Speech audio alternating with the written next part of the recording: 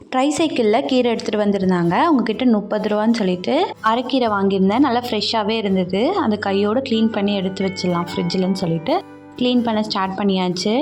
கீரை க்ளீன் பண்ணுறது ரொம்பவே ஈஸி தான். இலையை மட்டும் கட் பண்ணி எடுத்துக்கணும்.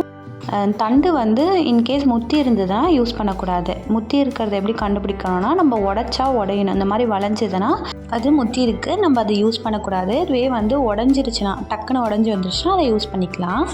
க்ளீன் பண்ணி வச்சுட்டு நைட்டுக்கான சமையல் ஆரம்பித்தாச்சு.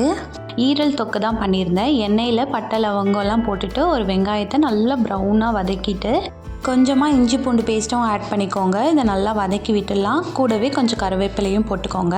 இதில் ஒரு பெரிய தக்காளி போட்டு நல்லா வதக்கி விட்டுக்கோங்க. இது கூட வந்து கொஞ்சமாக கல்லுப்பு, மஞ்சத்தூள் போட்டு நல்லா குக் பண்ண விட்டுருங்க. நான் அந்த கேப்பில் வந்து ஈரலை நல்லா குட்டி குட்டியாக கட் பண்ணி நல்லா மஞ்சத்தூள் போட்டு வாஷ் பண்ணி வச்சுருக்கேன். இப்போ நல்லா தக்காளி மேஷ் ஆகிடுச்சு. இப்போ மசாலாலாம் ஆட் பண்ணிக்கலாம்.